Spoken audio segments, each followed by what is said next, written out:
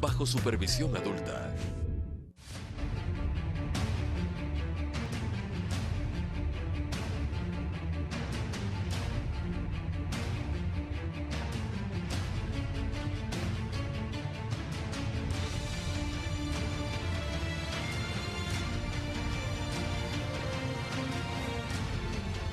Muy buenas noches, amigos televidentes, bienvenidos a Pulso Político. En esta noche vamos a tratar, a propósito de las reformas al Código de la Niñez, Familia y Adolescencia en relación a la protección de los niños y en términos de la propuesta de cambios normativos por la convivencia familiar armónica entre progenitores separados a favor de sus hijos, vamos a tratar a profundidad cuáles son los derechos realmente de los niños, porque cuando tratamos estos temas, por lo general vemos los derechos de la madre, los derechos del padre, pero no focalizamos los derechos de los niños. Bueno, y para tratar estos temas hemos invitado a Rosana Granja, abogada especialista en temas de familia, a la terapeuta consejera familiar Eliet Andrade y al doctor Salim Zaidán, experto en derechos humanos y miembro del colectivo Unión por Nuestros Hijos. Aquí los saludos y les doy la bienvenida correspondiente. Muchas gracias por haber aceptado esta invitación. Y con la licencia de Salim comienzo con las damas. Es decir, a ver, cuando enfocamos este problema, por lo general lo enfocamos desde la óptica de los adultos y para los adultos, pero desconocemos los efectos que esto puede tener en los niños. Y dentro de lo que es el tema de corresponsabilidad parental, quiero tratar tres temas o tres puntos sin perjuicio que haya más. El tema de la tenencia, el tema de la visita y el tema de la pensión alimenticia. Comencemos por el tema de la tenencia, desde el punto de vista de las leyes existentes, del marco jurídico existente y de la reforma que se está planteando. Rosana. Ok, muchas gracias por la invitación. Buenas noches con todos. Legalmente la tenencia tiene ciertas reglas por las que se regula, ¿no? Cuando los padres están juntos, ambos ejercen la tenencia, ambos viven con el niño, ambos le cuidan y está todo bien. Pero cuando se separan hay un problema, o cuando están solteros y viven separados de sus hijos, es que la tenencia se da a uno de ellos, ¿no? La ley dice que en primera instancia se respetará el acuerdo de los padres. Entonces, si ambos están de acuerdo, yo me quedo con mi hijo o tú te quedas con mi hijo, está todo muy bien. Pero si no hay acuerdo, siempre se prefiere a la madre. Y el papá casi nunca tiene la opción de él entrar en igualdad de condiciones en un juicio de tenencia. Entonces, cuando entramos en una disputa judicial de tenencia, el padre casi siempre tiene las de perder, porque la mamá es la que legalmente es preferida y probar que ella no puede ejercer la tenencia de sus hijos es casi que imposible en nuestro país. ¿Y bajo qué argumentos podría inclinarse la balanza a favor del padre? Es que es difícil porque tendríamos que probar que la madre es alcohólica, drogadicta, sanguinaria, toxicómana, es decir, una serie de cosas que realmente reflejan que ella es una mala persona versus que el padre sea un buen padre y que puede estar en mejores condiciones de cuidar a sus hijos. Porque supongamos hay un padre que tiene más tiempo libre para cuidar a sus hijos que la madre que trabaja horas de extendido. Pero entonces estamos hablando que este tema de la tenencia no se sustenta dentro de un análisis cualitativo, sino básicamente en términos de género por el hecho de ser madre. Así es, totalmente. Ahora, esto no constituye, permítame, doctora, primero ir donde el abogado y luego con usted, esto no constituye una especie de discriminación. Buenas noches, Carlos. Un gusto compartir esta entrevista con Eliet y con Rosana.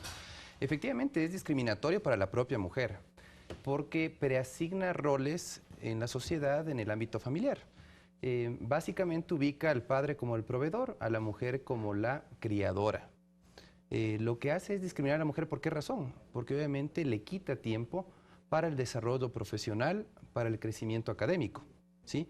¿Por qué razón? Porque le ubica a la madre como la preasignada para asumir labores de cuidado diario y crianza de sus hijos. Pero por otro lado discrimina al padre como que no tuviera la capacidad de poder cuidar o ser el custodio o la tutela del hijo menor. Efectivamente, bajo la idea de un prejuicio muy marcado, de un estereotipo de género, de ineptitud.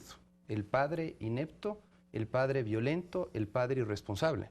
En nuestra legislación eso está inclusive tan marcado que yo podría decir que el prejuicio está legislado en nuestro país. Ahora, pero ese prejuicio que tú dices, entre comillas, legislado en el país, ¿no se va en contra de la propia Constitución cuando habla que somos los seres humanos, estamos en igualdad de condiciones, tenemos los mismos derechos, etcétera? Sí, tú tienes un principio y un derecho de igualdad. El artículo 11 de la Constitución, el artículo 66 de la Constitución, establece en términos generales la igualdad. Y específicamente hay un principio de corresponsabilidad parental que está en el artículo 69 de la Constitución, en el artículo 83 de la Constitución, que inclusive habla de que la corresponsabilidad se distribuye en igualdad, en igual proporción. Y tienes el artículo 100 del Código de la Niñez que desarrolla el principio ya en el ámbito legislativo, ¿sí? Tú tienes el artículo 100 en donde te habla claramente que la corresponsabilidad es en igual condición. Es decir, padre y madre tienen que asumir la responsabilidad tanto de cuidado y crianza como la de manutención en igual proporción. Habría que reformar entonces estas distorsiones. Sí, porque me parece que en principio estamos muy bien. El primer libro del Código de la Niñez está muy bien. El problema son las reglas del segundo y siguientes libros del Código de la Niñez que no son correspondientes con los principios constitucionales, con este en particular, con el principio de igualdad y el de corresponsabilidad parental, y no se corresponde sobre todo con el interés superior del niño, que no necesariamente está con la crianza, con mayores responsabilidades de crianza a cargo de la madre, porque no siempre la madre es apta, tiene los mejores comportamientos parentales. Pero más allá, si uno es apto o el otro no es apto, nosotros no somos quien para jugar, esto tendría que entrar a un gran debate.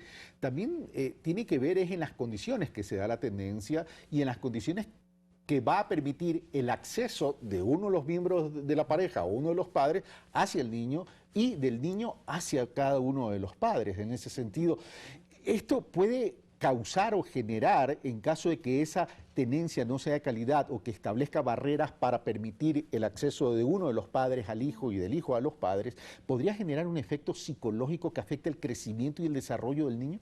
Totalmente. Los niños necesitan a los dos padres para poder crecer. Y esto te da una incidencia cuando la persona ya es adulta, si es que no ha tenido este acceso. Muchas veces las madres interrumpen el camino de su hijo o de su hija hacia el papá porque se divorciaron. Y hay que tomar en cuenta que el problema es entre los adultos. Somos los adultos los que nos separamos, más los niños siguen siendo hijos, porque tú tienes una expareja, pero no tienes un exhijo o un expadre. ¿Sí? Entonces, en ese sentido, los niños tienen todo el derecho de tener a sus dos padres juntos, porque, o sea, juntos en su corazón me refiero, ¿sí? Porque están hechos del ADN de papá y de mamá, pues. No es que se divorció y vamos a retirar del niño el ADN del papá y se queda siendo solamente de la mamá. Sigue siendo hijo de los dos y el niño va a necesitar la presencia de las dos partes para sentirse en paz y equilibrado. Pero Iliet, este tema es fundamental para mí porque esta es la clave o el eje central de la discusión. Esto significaría entonces que los niños necesitan de ambos padres sin perjuicio que estén separados, divorciados, etcétera.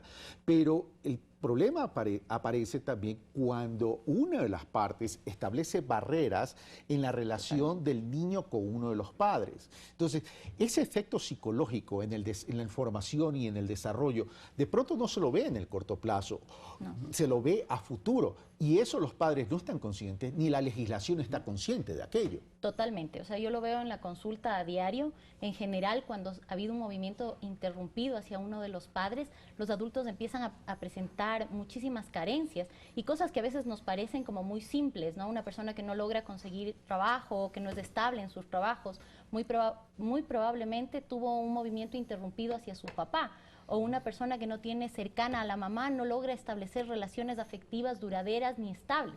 Entonces parece que no es importante, pero incluso nuestra relación con el dinero es directamente proporcional a este equilibrio que nosotros tenemos con nuestros padres en nuestro corazón. Y esto que les voy a decir puede sonar muy espiritual, pero creo que es muy puntual y creo que tenemos que mirarlo con mucho amor. Todas las religiones nos hablan de que hay que honrar al padre y a la madre, ¿sí? Ninguna dice tú honrarás a tu padre y a tu madre si fueron buenos. Y esto es un tema súper importante porque los grandes hacemos juicios frente a los niños. Entonces decimos tu papá es malo, entonces por eso no le vas a ver porque es malo. ¿Tu papá o tu mamá? O tu mamá. Dependiendo del caso. Dependiendo de los casos, ¿no? Y claro, empezamos a generar una barrera de juicio donde el niño realmente no puede honrar al padre o a la madre, porque dice es malo. Ahora, este es un tema tremendamente importante para mí, pero Rosana, la legislación y los jueces o los operadores de justicia no han construido todas estas normativas ni las aplican en función de estos temas que tienen que ver no solo con la formación, sino que tienen una base científica. No, la verdad es que en la praxis diaria el problema está en cómo se concibe la ley y cómo los jueces ven a la ley. Hay muy pocos casos, casi ninguno, de hecho yo no conozco ninguno, en los que los jueces hayan hecho un análisis completo en un caso de una controversia entre padre y madre, quién se va a quedar con el niño, de realmente qué es lo que le conviene al hijo. Pero el problema está en el operador de justicia o en el legislador. Primero en el legislador, lo más básico, porque la ley le tiene atados de pies y manos al juez. Y luego, si es que se cambiara la ley, sí habría que hacer un cambio completo en el sistema de pensamiento de la función judicial, porque nuestra función judicial lamentablemente es muy legalista en estos temas. Y claro, ellos siempre están diciendo, veamos el interés superior del niño. Entonces, en base al interés superior del niño, yo decido que se quede con la mamá. Pero finalmente ese interés superior del niño es solamente de relleno, es solamente una expresión, porque ellos no hacen el análisis de qué es lo que más le conviene al hijo, porque ha pasado en la praxis diaria que hay mujeres que no pueden quedarse con sus hijos, no pueden, porque trabajan mucho, son doctores, están a tiempo completo trabajando. O porque tienen un entorno inadecuado. Sí, también, pero y en cambio los papás sí tienen tiempo, los papás sí tienen un trabajo menos demandante que él pudiera dejarles permanecer con sus hijos. Pero aún en esas condiciones, los jueces prefieren a la mamá, sabiendo que de ley esos niños se quedarían o con los abuelos, o en una guardería, o con una empleada, o con una vecina. Entonces, eso es bien complicado. Yo creo que lo más importante para dar cambios encaminados a proteger los derechos de los niños realmente, deberíamos primero empezar por reformar la ley y luego por hacer un exorcismo, si quieren, en el sistema de justicia. Ahora, a partir de lo que dice Rosana, dice reformar la ley. Se está planteando una serie de reformas. Se está contemplando esto que para mí es fundamental, porque este es el génesis de lo que va a pasar luego de la separación de los padres y en la construcción de ese relacionamiento con los hijos. Hay problemas de carácter normativo y hay problemas de carácter judicial, ¿sí? Hay problemas que se registran en la actividad legislativa y hay problemas que se registran en la práctica judicial. Hay problemas originados en lo que han hecho los legisladores, hay problemas en la forma como aplican el derecho de niñez ciertos operadores de justicia. Entonces, hay que identificar dónde está el origen del problema. Por ejemplo, en el tema de tenencia. Yo creo que el origen del problema está desde la denominación. Los niños no son cosas. El término es equivocado. No debe hablarse de tenencia, sino de custodia o crianza. Muchas legislaciones a nivel del derecho comparado utilizan inclusive la terminología crianza alternada en lugar de custodia compartida, porque inclusive el término custodia denota o está relacionado con el concepto de autoridad parental. Ahora, pero tú acabas de mencionar una palabra clave, custodia compartida, pero bajo el esquema que estamos conversando, en términos de tenencia, la tenencia está inclinada hacia uno, en custodia compartida es hacia los dos. Hoy la legislación prevé la custodia compartida. No está previsto en el Código de la Niñez y tú tienes un ejercicio conjunto de la patria potestad, que en la práctica no la puedes ejercer, siendo un visitante de fines de semana.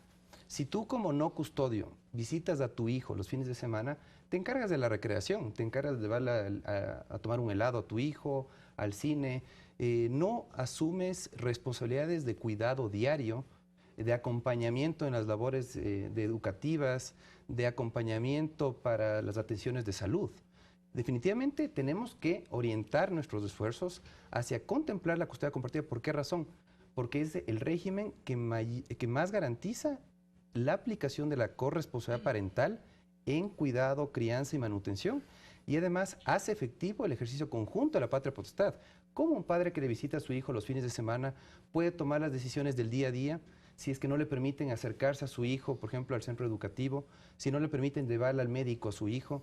Definitivamente no se ejerce conjuntamente la patria potestad, teniendo a uno de los dos progenitores como un visitante. Ahora, y en el tema de la custodia compartida o en la tenencia que estamos hablando dentro de la legislación existente, En el tema de la toma de decisiones en términos de responsabilidad hacia el hijo, básicamente termina siendo unilateral.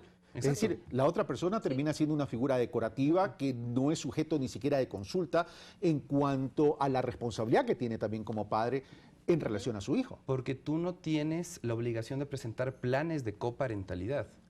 Lo que tienes, por ejemplo, en el derecho comparado. En España se ha hablado mucho de los planes de coparentalidad como una obligación que tienen los progenitores luego de la ruptura, separación o divorcio. Tienen que presentar planes de coparentalidad que sean evaluados y aprobados por los jueces para que se pueda distribuir equitativamente las responsabilidades en cuanto a quién le retira a su hijo, quién lo recoge, quién lo va a dejar, quién asume gastos en educación, en salud. Una distribución equitativa de responsabilidades con planes de coparentalidad asegura inclusive un monitoreo mucho más adecuado. Pero más allá de la normativa y más allá de lo legal, yo lo que quiero darle es un sentido humano también a la legislación, porque estamos hablando de seres humanos, estamos hablando padre, madre, hijos y sobre todo de alguien que es vulnerable, que es un menor de edad. En ese sentido, una tenencia establecida y asignada a uno de los miembros de la relación parental, ¿no termina afectando también a esa crianza cuando ve que solo las decisiones la toma una persona? Puede afectar, pero toma en cuenta que muchas veces esta situación se da incluso en parejas que están establecidas.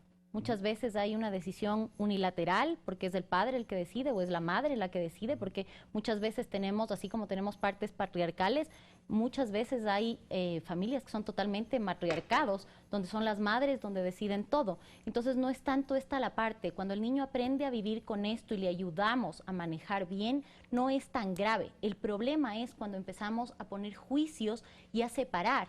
Entonces empezamos a hacerle sentir al niño que hay una parte de sí mismo que es inadecuada. O sea, tu papá es malo, tu mamá es mala, o no sirve, o es vago, o cualquier denominación o apelativo que le podamos poner, eso va directamente hacia el niño. ¿Por qué? Porque el niño está hecho también de este ADN. No necesariamente es por adjetivos que se puedan poner, sino por lo que se ve. Claro, porque todo el tiempo estamos viendo, pero muchas veces, aunque no digamos nada, si en nuestro corazón no le vemos con buenos ojos a la expareja, el niño va a sentir. Y pasa exactamente lo mismo con el otro. O sea, el papá le ve mal a la mamá, dice es mala en su corazón, nunca les dice nada a los niños, pero los niños empiezan a sentir rechazo y dice que es raro, los chicos ya no me quieren ver. ¿Qué es lo que pasa? ¿Por qué pasa esto? Porque él está juzgando a la progenitora. Y bien o mal, los hijos siempre son leales a la madre. ¿Por qué? Por el vínculo de sangre que se genera cuando están en el vientre. ¿Qué efecto puede tener esto en el tema de género del niño? A la larga sí puede afectar mucho por varias razones. Por ejemplo, un niño varón que empieza a sentir este rechazo del padre hacia la madre, ¿no es cierto?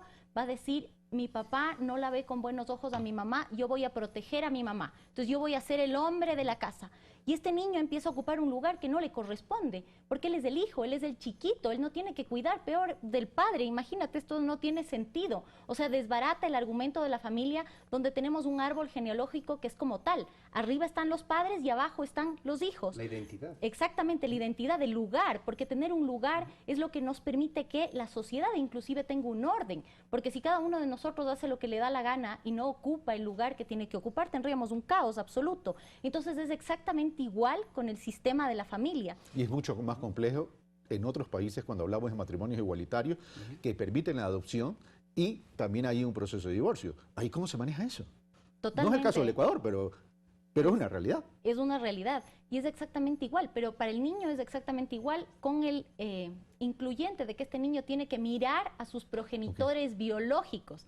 Entonces hay un extra más que tiene que ser visto. Esto no significa que los tenga que conocer, porque yo entiendo que muchas veces las leyes o los mismos sistemas de adopción hacen que no se sepa o que no haya cómo encontrar a los padres. Quiero hacer una pregunta de sentido común, Rosana. Y discúlpame que voy a hablar al amparo de mi ignorancia jurídica, porque no soy abogado, pero con la explicación que estamos teniendo en esta mesa de pulso político, los operadores de justicia no deberían tomar decisiones sin el acompañamiento de profesionales del tema en el aspecto de la psicología, en el aspecto de la de terapias, consejería familiar. ¿Existe eso aquí en la legislación ecuatoriana? Nuestros operadores de justicia se sustentan en ese asesoramiento, en ese acompañamiento, con esos estudios, con esa investigación. En realidad en las oficinas judiciales existen oficinas técnicas donde hay trabajadores sociales y psicólogos que hacen exámenes a los niños para determinar exactamente con quién sería mejor que se queden en base a lo que los niños psicológicamente digan o de análisis psicológicos que se den. Entonces hay niños que, por ejemplo, he conocido casos que dicen, sí, para mí es mejor estar con mi papá, pero realmente se determinó que el papá le pegaba, le maltrataba y en realidad se notó a la mamá por darle al niño. Entonces sí tienen este acompañamiento. Ahora, lo que yo no sabría es cómo podría funcionar un sistema de tenencia compartida. Digamos, en el Ecuador pudiera funcionar un sistema de tenencia compartida, aunque la ley no lo diga, siempre que haya acuerdo de las partes. Como yo decía al principio, si ambas partes están de acuerdo, entonces el juez tendrá que respetar el acuerdo. Lo que yo no sabría es cómo funcionaría el tema de tenencia compartida porque no le estamos mirando al niño. Entonces esa es mi preocupación. Es como, yo también estoy de acuerdo que tengan que compartir con ambos padres. Hay dos extremos que no pueden consensuar. Exacto, o sea, pero yo digo, en la práctica, ¿cómo hacemos? Porque, por ejemplo, el uno vive en el Valle de los Chillos y el otro vive en Carcelén. Y el niño estudia en Cumbayá. Entonces, cuando se queda con el uno, cuando se queda con el otro, ¿cómo hacemos el transporte? ¿Cómo hacemos para que...? Entonces, esas cosas, yo digo, desde el punto de vista del niño, a pesar de que yo soy muy consciente y respeto mucho que esté con los dos padres, no sé cómo... O sea, la operatividad cotidiana es complicada. A ver, preguntémoslo, ¿a quién es el proponente? Exacto. Sí, yo discrepo ahí con Rosana. Yo creo que definitivamente el reparo mayor que se ha puesto es la inestabilidad, y definitivamente lo que tenemos que evaluar es caso por caso. Claro. Como dice Rosana, lo principal es que el juez disponga la intervención de la oficina técnica, una trabajadora o trabajador social, una psicóloga o un psicólogo realicen una valoración tanto del niño como de sus padres para verificar con cuál de los dos progenitores tiene más apego el niño, por ejemplo, para garantizar lo que se denomina en materia de niñez la continuidad. Asegurar una relación de continuidad para que no haya mucha interrupción, obviamente, en la forma como se desenvolvía esa relación paterno-filial. Otra situación es lo que dice Susi Rosana, en eso coincido. La proximidad en el domicilio de los dos progenitores tiene que ser un factor determinante, porque si no, efectivamente, el traslado, la movilización va a ser dificultosa.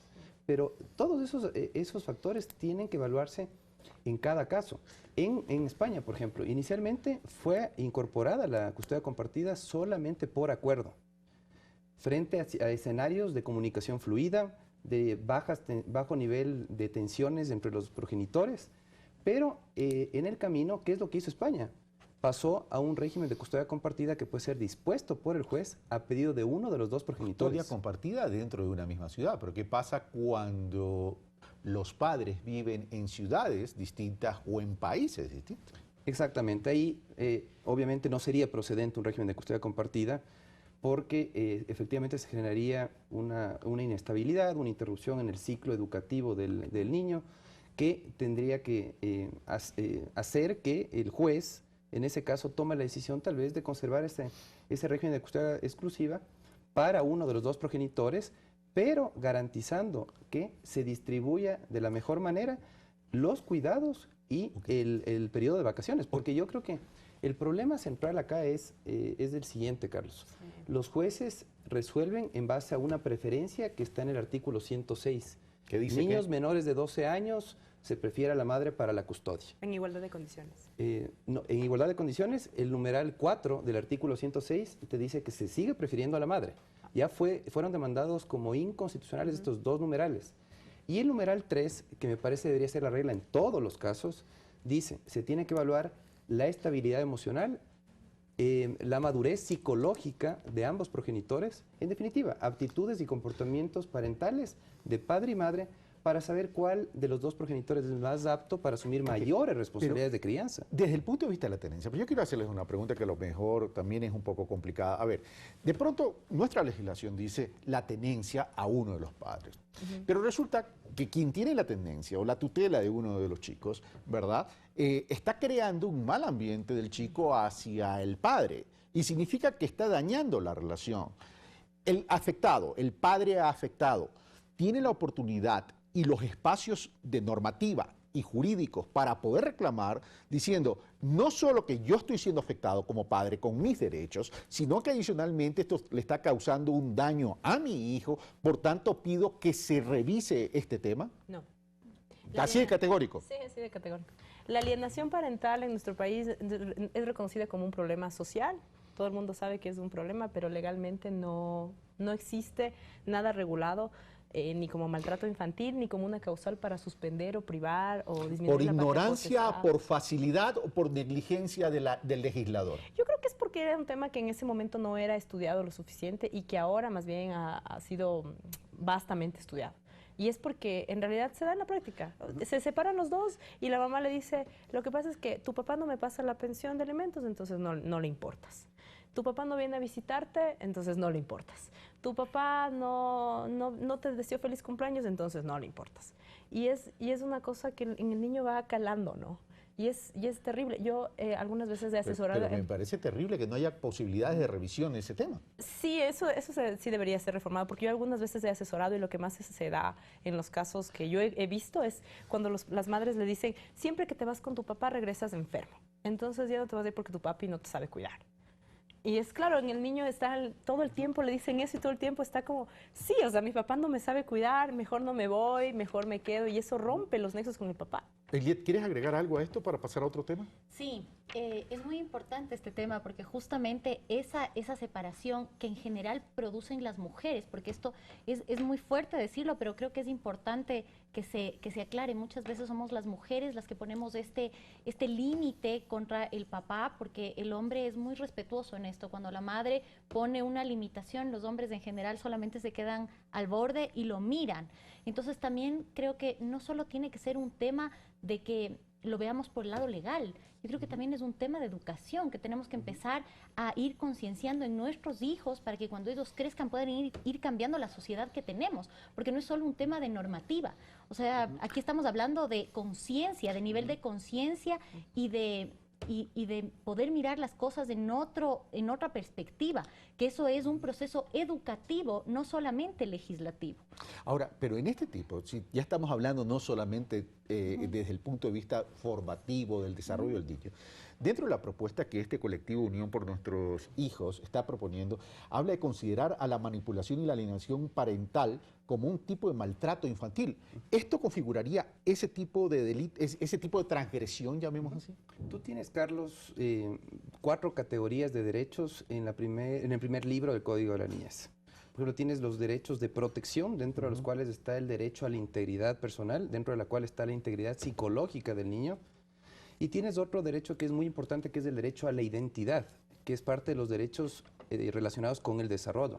De estas 4 categorías de derechos, yo creo que estas 2 categorías son fundamentales. ¿Por qué razón? Porque la alienación parental, la obstrucción de vínculos, afectan justamente la identidad del niño.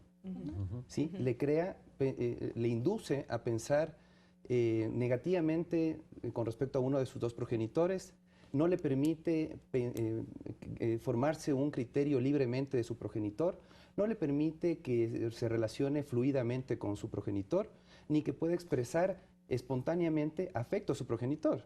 Es básicamente una respuesta inducida por uno de los 2 progenitores que le termina dañando al niño, le termina perturbando, le termina menoscabando su derecho a personalidad. Identidad, integridad emocional, psicológica. Entonces, tenemos que voltear la mirada hacia edad, tal y como lo hizo Brasil. Brasil tiene una ley específica sobre el SAP, sobre el síndrome de alienación parental. Acá no se ha reconocido como síndrome porque no está en el catálogo de enfermedades de la OMS, ¿sí? Pero definitivamente la alienación parental es una problemática extendida en el país. Bueno, terminamos. Tiene que ser causal de reversión de la custodia, es lo que nosotros planteamos, y debe ser considerada como un maltrato infantil. Ok, vamos a ir al corte y regresamos con este tema que es tremendamente importante y trascendente. Venimos de inmediato.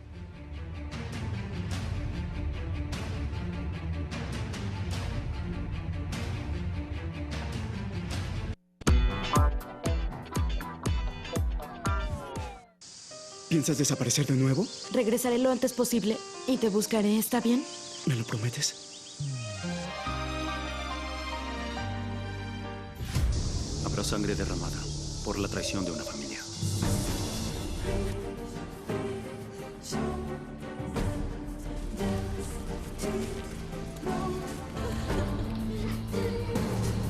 ¡Padre! ¡Padre! La princesa y el general, de lunes a viernes, 18:30.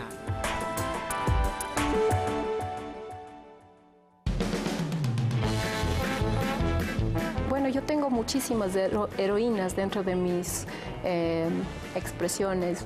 Y una de ellas es Alfonsina Storm y otra de ellas es María Magdalena. ¿Ya? Y también es Ofelia de Hamlet, del escritor Shakespeare. Entonces me gusta mucho investigar la historia de esas heroínas y después expresar lúdicamente. De Contrabando, todos los jueves, 22 horas. Caetano Veloso es un músico brasileño que ha sido reconocido como uno de los grandes cantautores del siglo por su música llena de innovación e identidad. La infancia de ella misma me pareció como un poco más aburrida que después. Aportó ideas que liberaron a mucha gente y que acompañaron la vida de mucha gente. En Músicos y Cantores, hoy, 23:30.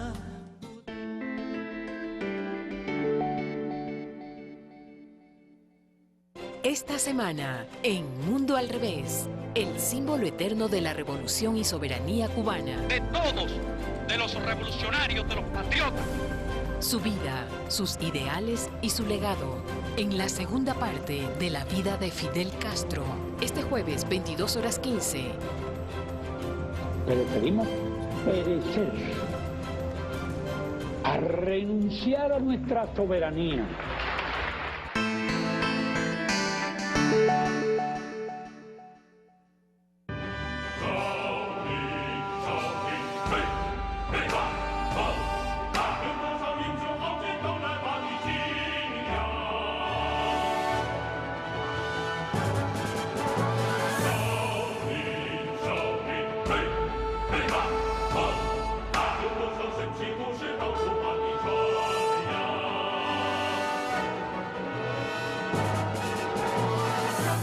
La leyenda de Shaolin, miércoles y jueves, 23:30.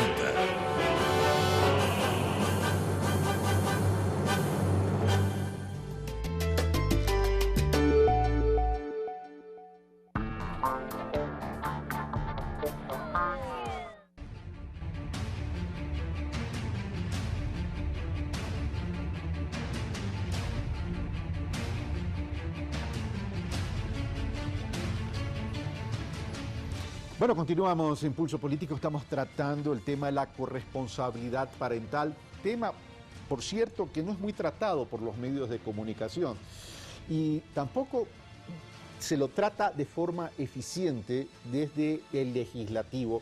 Y yo creo que aquí sí hay un tema de posición de género en favor de la mujer que no está siendo muy bien analizado y no está tratándose en términos de equidad. Tema que no tenemos que tener miedo a tratarlo, por cierto. El mundo se va desarrollando y es dinámico y los roles van cambiando y se van también modificando en términos de que hoy hombre y mujer asumen roles que antes no estaban acostumbrados. Pero más allá de ello, es qué tipo de relación estamos construyendo o estamos permitiendo que se construya desde los padres hacia los hijos y de los hijos hacia los padres. El otro punto que quería tratar con ustedes, el tema del régimen de visitas. Y comienzo esta vez por Salín, si bien tú terminaste, Salín, el tema del régimen de visitas. Esto cae también en los mismos errores y en la misma ineficiencia con que se construye la normativa, con que se construye la ley y con la que se aplica la ley, porque si estamos hablando de crear espacios de relacionamiento de hijos hacia padres, las visitas terminan siendo espacios importantes para esos relacionamientos.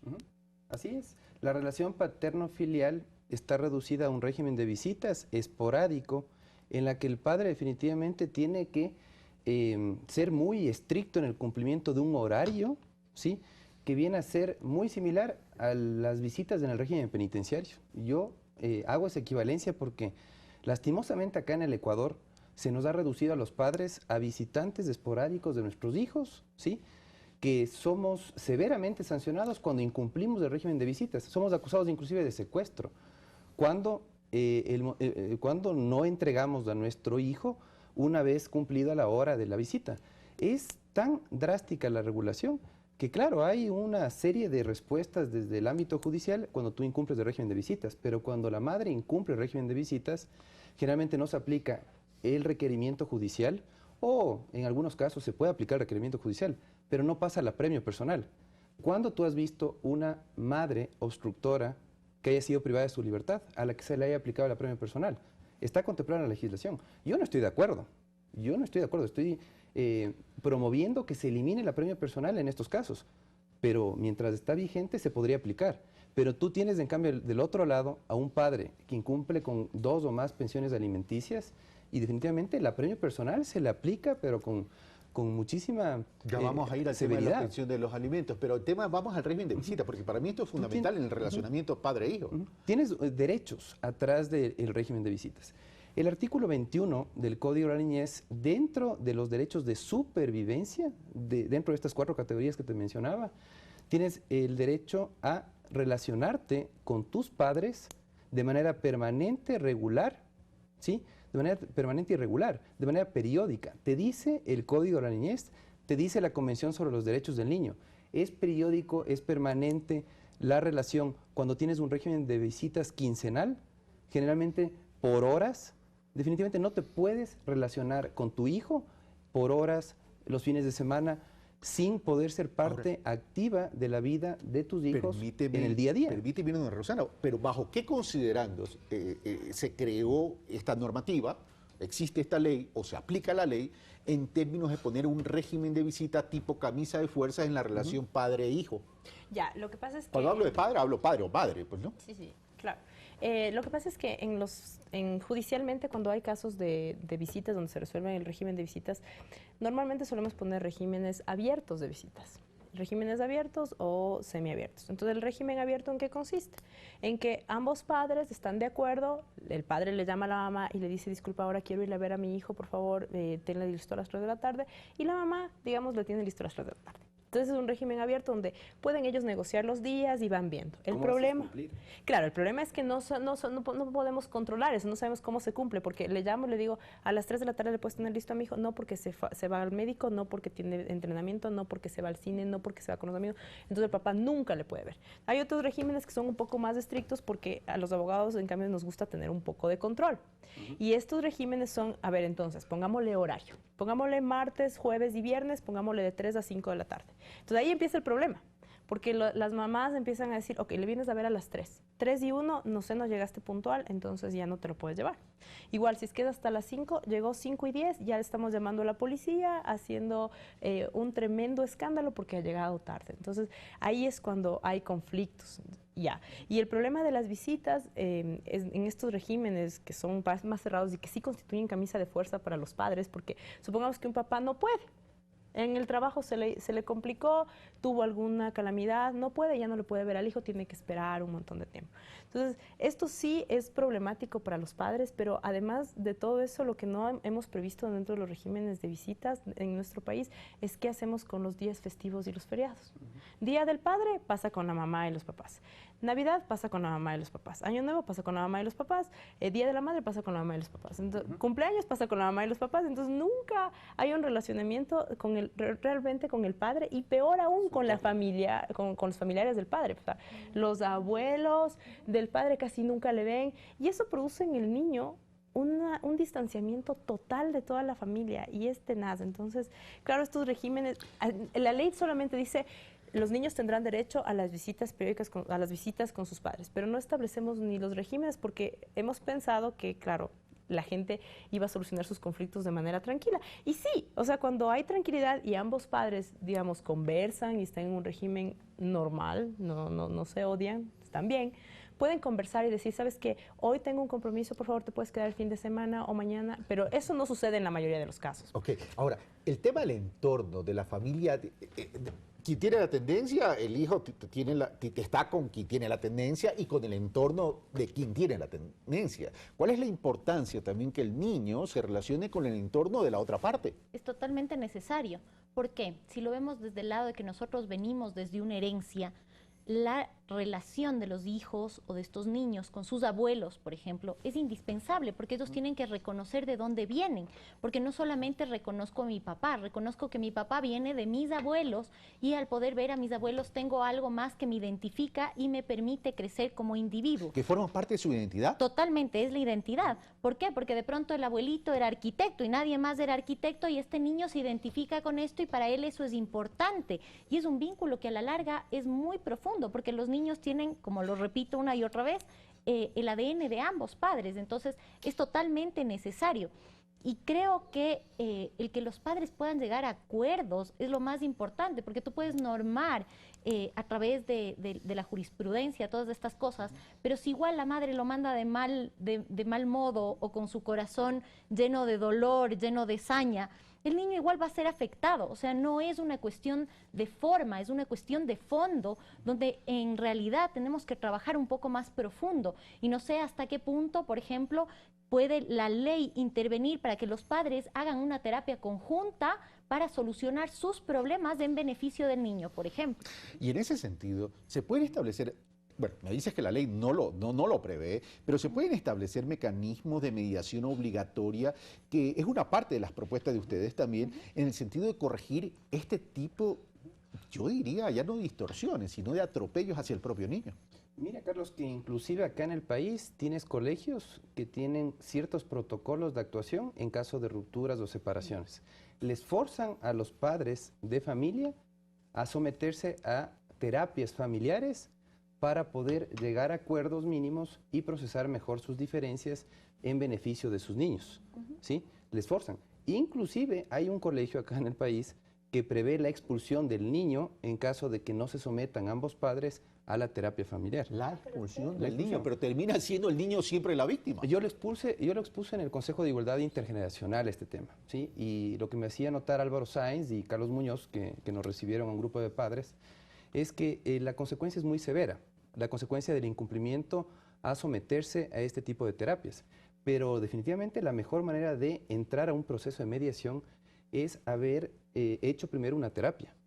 O sea, yo creo que el curso normal tiene que ser terapia, mediación y como última opción la judicialización del conflicto, pero como último recurso. Pero ¿quién termina siendo el mediador? Porque estamos viendo que los operadores de justicia no están realmente preparados ni formados para esto. La culpa no es de ellos, esto es un tema que realmente está en proceso, hay que comenzar a preparar el tema, pero ¿quién debería ser entonces el mediador? Y yo creo que el Consejo de Igualdad Intergeneracional, suscribiendo un convenio con el Consejo de la Judicatura, deberían ponerle un poco más de atención a este tema, las políticas públicas, campañas de concientización, formación de mediadores especializados en temas de niñez, porque tenemos tal vez expertos en familia, pero no específicamente en niñez.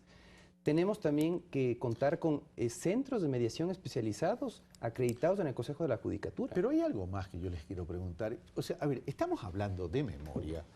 O tenemos estudios, tenemos investigación, tenemos data dura como para decir esto está afectando en tal porcentaje a los niños en estos casos, por estas causas, etcétera, etcétera. No se ha levantado información. No. Tú tienes información vasta sobre pensiones alimenticias y sobre las consecuencias de las rupturas en perjuicio de los niños. Definitivamente tienes muy poca información levantada. Pocas encuestas inclusive se han realizado sobre el tema.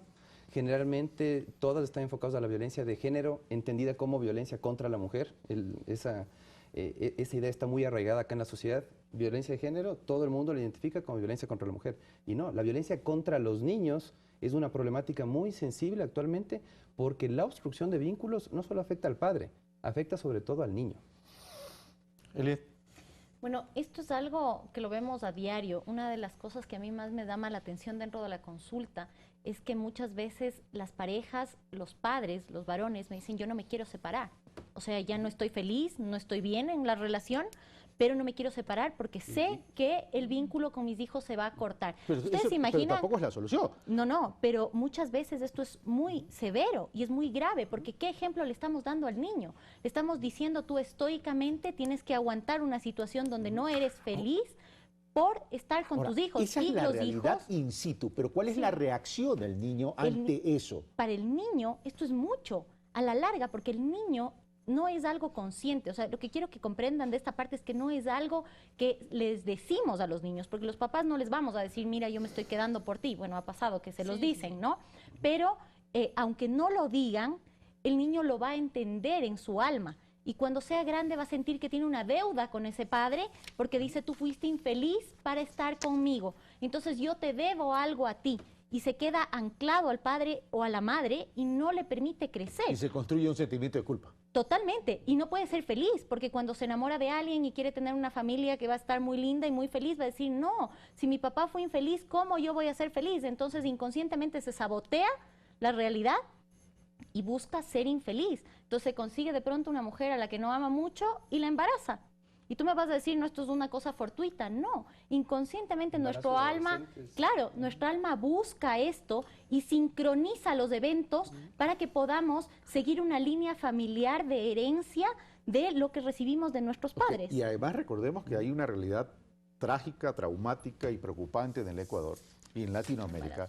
El embarazo infantil, los indicadores son tremendamente elevados y además el inicio de tomar bebidas alcohólicas también desde los 12 años y el tema de drogas y delincuencia es tremendo. Esos indicadores son tremendos y este tipo de cosas pudiese aportar a elevar esos indicadores. Ahora, pero la legislación entonces debería considerar, o el legislador debería considerar dentro de las reformas que se están planteando, esta mediación obligatoria. Sí y no. O sea, creo que sí debería considerarse como una medida antes de la judicialización, como dicen, pero el problema es que yo no sé qué tan efectivo sea, porque en la práctica cuando las parejas o se separan o no están juntas, realmente cuando llegan donde el abogado se odian. O sea, se odian, no hay mecanismo para conversar, no hay una sola. Son muy raras las parejas que se hablan y están en términos normales, pueden decidir las cosas, pero normalmente se odian. Y claro, la mediación, aunque sea obligatoria, acompañada de terapia, yo no sé qué tanto puede ayudar en estas situaciones. O sea, tal vez para los niños, o sea, no sé si es que sean efectivas para garantizar los derechos de los niños. Pero veamos la experiencia en otros países. ¿Cuál es la experiencia en otros países que sí ha funcionado la mediación obligatoria? En Argentina, por ejemplo. Al menos en materia de niñez ha funcionado muy bien. Yo creo que el tema de la mediación obligatoria, cuando tienes mediadores calificados para intervenir en este tipo de asuntos como facilitadores de un diálogo entre progenitores, definitivamente puede ser un mecanismo efectivo, pero si contamos con centros especializados, insisto, y mediadores bien formados. El problema es que acá, insisto, no se ha puesto atención a la mediación en temas de niñez. Y la otra cosa también problemática es que tú tienes como parte de la evaluación a los jueces el índice de casos en los cuales hayan derivado a mediación las causas, ¿sí? Pero sin explorar si es que efectivamente las condiciones de los dos progenitores dan para eso. Entonces muchas veces termina siendo una pérdida de tiempo, termina forzar la situación y el caso seguramente va a retornar nuevamente a la justicia. Se ha perdido tiempo en el centro de mediación, en la unidad judicial. Pero si hay en otros países que han funcionado, ustedes los abogados dicen, creo que esto llaman jurisprudencia. Ya con terapia previa. Ya, es decir, ¿por qué no copiar lo bueno? Ajustarlo a las realidades del país, pero con base a un estudio, con base a una investigación de cómo ha funcionado, si ha funcionado bien y corregir lo que no ha funcionado bien. Es que en realidad lo que a mí me preocupa, yo soy muy pro de estas propuestas porque me gusta que tengan miras a los derechos de los niños. Pero lo que a mí sí me preocuparía en el sentido de todas estas propuestas, incluso la mediación obligatoria, es qué hacemos con las clases de niveles muy, muy bajos que también tienen estos problemas y no se someten, porque yo ya he visto en la praxis que no recurren sino a la violencia como un mecanismo de solución de conflictos. Entonces, si es que le sometemos a una mediación obligatoria, incluso acompañada de terapia, no sé qué tan efectiva sea. Okay. Claro, entonces sí, pudiéramos bajo un estudio, tomar los ejemplos de Argentina, tomar los ejemplos de España, tomar los ejemplos de cualquier país, pero siempre acoplándonos a nuestra realidad, que nuestra realidad está plagada de violencia también. Trabajar en una cultura de paz. Sí, eso a ver, es tú querías opinar algo sobre este algo tema. de lo que dice Rosana, tiene mucha razón en cuanto a qué pasa cuando una persona asiste a terapia y no quiere hacerla. O sea, ahí hay mucho de la parte en que la persona pone toda su esencia para poder trabajar, porque tiene conciencia de que tiene un problema. Pero es lo mismo que cuando a mí me traen a la terapia un adolescente que no quiere hacer terapia. Entonces estamos perdiendo el tiempo. Y con los adultos es igual o es peor, porque cuando tú te quieres poner una barrera o una máscara, puedes hacer 10 años de terapia, pero no va a cambiar absolutamente nada. Entonces, aunque sean muy calificados, tendrían que tener alguna forma muy profunda de llegar. Y lo que dice Rosana es cierto, en niveles socioeconómicos más bajos es mucho más complicado porque no hay una creación de conciencia, de diálogo, de nivel de inteligencia emocional. Entonces es más complejo y habría que trabajar mucho más profundo en estos temas. Bueno, ahí tenemos una línea sensible. No sé si Salim quiere acotar algo a eso y pasamos al tema régimen de alimentos. Yo creo que la mediación obligatoria, aunque parezca un contrasentido, porque obviamente el método alternativo de solución de conflictos se sustenta en la concurrencia de dos voluntades, ¿sí? Si no existe la expresión de dos voluntades para someterse a este mecanismo de mediación, definitivamente no se podría hablar de la naturaleza misma de la mediación. Pero insisto, en este caso, si yo voy a mediación habiendo asistido previamente a una sesión de terapia, es otra cosa. Prepararles a los dos progenitores para que luego de una terapia concurran al centro de mediación. Esa sería la solución para mí. Sí, de eso se ha hablado cuando se habla del divorcio positivo. O sea, del divorcio positivo. Cuando la gente se va a divorciar, entonces hagamos terapia para llevar el divorcio, para llevar a nuestros hijos, y eso me parece súper sano. Saludable. Sí, claro. Totalmente. Porque ambos padres pueden lograr mirar que no es en beneficio de ellos, sino de los hijos. Claro. Entonces, ahí sí podemos crear una conciencia de ablandamiento. Mucha madurez, ¿no? Y renunciamiento a nuestros propios egos y vanidades. Y hay otra cosa, Carlos, hay otros países que están avanzando hacia el divorcio incausado. El divorcio por causal termina agravando los conflictos. Entonces, del momento en que resuelves ya tú el tema de niñez, la situación de tus hijos, has pasado por un tedioso proceso de demostrar que la otra persona fue la responsable de la ruptura. Donde se agrega más intolerancia y fastidio, por no decir odios entre ellos. Régimen de alimentos. Vamos con el régimen de alimentos, que es uno de los temas tremendamente polémicos. No, pero es polémico, pero tiene un sustento para ser polémico, porque a veces, comienzo con algo. No hay rendición de cuentas de parte de quien recibe la pensión o quien administra la pensión. No hay rendición de cuentas. A los operadores de justicia no les importa si se está utilizando bien o se está utilizando mal. Dos, el régimen de pensión no va de acuerdo necesariamente con la capacidad o con el ingreso y la disponibilidad que tiene uno de los padres, porque dice, a ver, el ingreso bruto es tanto, por tanto, esta es la pensión de alimentos. Pero resulta que el padre tampoco tiene gastos, entonces. Y por otro lado, no hay una corresponsabilidad parental en el tema de la pensión de los alimentos. Sí, y tenemos el apremio. Y además tenemos el apremio. Sí, en realidad estas cuatro cuestiones que usted ha mencionado son las que vienen siempre y me hacen consultas y me piden asesoría porque son las que parecen ser las más injustas. Yo recibo un sueldo como padre y tengo que pasar el 50% de mi sueldo para mi hijo, casi el 50%, digamos. Entonces, yo también tengo que pagar arriendo, también tengo que pagar mi vestimenta, mi transporte, y cada vez que le saco a mi hijo, tengo que pagar además las cuestiones recreativas, entonces tengo que comprarle un helado, llevarle a comer, tal vez llevarle a la farmacia, y también estoy gastando, pero sin embargo eso no se toma en cuenta. Sin contar si es que si llegase a tener más hijos en otra relación. Claro, o sea, ahí le dividimos igual para todos, ¿no? Pero igual es desgastante y claro, todos dicen es injusto, porque además solo yo como padre pongo. La mamá puede ganar más. Ha habido casos en que la mamá gana más y ella no pone un centavo, porque alguna vez la Corte Constitucional, en el año 2012, dijo la madre no tiene que poner nada porque ella le está cuidando. Entonces, en el Ecuador, el trabajo de casa, el trabajo doméstico, no es remunerado, pero nosotros lo reconocemos como un trabajo de cuidado.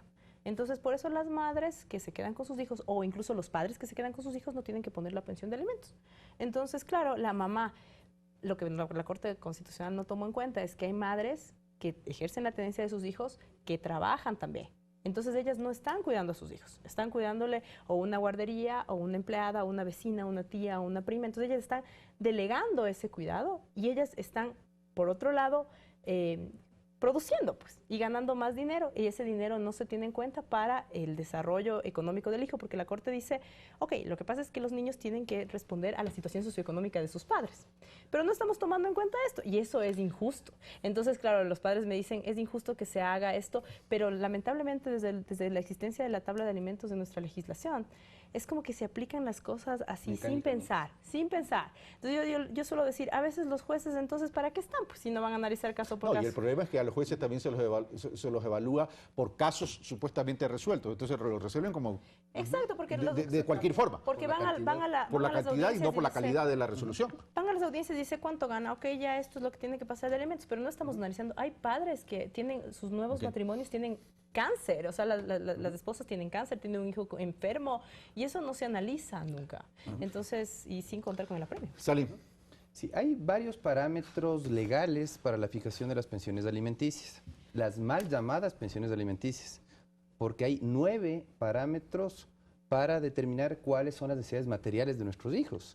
Es vivienda, salud, educación, recreación, algunas, vestuario.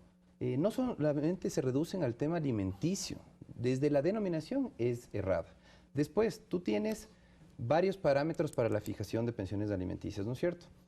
Te dice las necesidades del hijo en función de la edad que tiene, ¿sí? Eso muy rara vez se toma en cuenta. Pasan directamente al segundo parámetro, ingresos. Y ahí dice, ingresos de el alimentante o los alimentantes. Error. No es el alimentante, tienen que ser los alimentantes. Porque en los primeros artículos que regulan alimentos, tú tienes que los obligados principales son padre y madre. Los obligados subsidiarios no deberían ser solamente los parientes del no custodio o no custodia, sino los entornos familiares de ambos lados. Definitivamente tenemos que distribuir equitativamente la carga de manutención, porque las necesidades materiales tienen que ser cubiertas por padre y madre. Te lo dice el artículo 102, que enlista una serie de deberes específicos de los progenitores, dentro de los cuales está el proveer, ¿sí?, el atender necesidades afectivas, psicológicas y materiales de nuestros hijos. Lastimosamente tú vas a la parte de la tabla de alimentos y te vas a encontrar con que solamente hay un alimentante.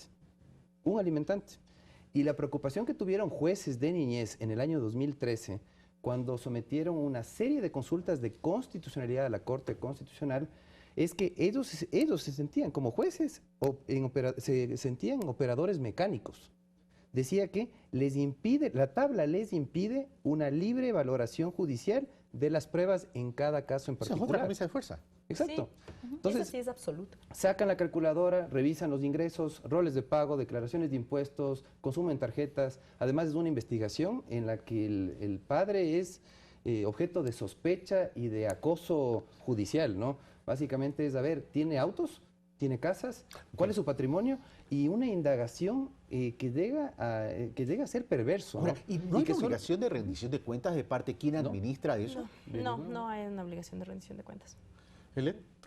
Bueno, yo creo que es súper importante para los hijos el saber que sus padres se ocupan de ellos, y la parte material, aunque puede sonar como solo materialista, es también necesaria, porque el niño también va a decir, yo estoy viendo quién es que cuida de mí, porque el cuidado no solamente es que yo me siento a contemplarle al niño a que crezca bonito, pues porque de amor y de caricias el niño no va a vivir. Necesitamos darles las herramientas más grandes que los chicos tienen ahora, que es el estudio, para que ellos puedan salir adelante cuando nosotros ya no estemos. Entonces, si tú no provees de esto, obviamente estos niños van a crecer con carencias, pero creo que es una responsabilidad que tiene que ser compartida, porque no puede ser solamente el uno el que tenga, o decir, bueno, como la mamá o el papá tiene, que él pague, pues, porque él tiene.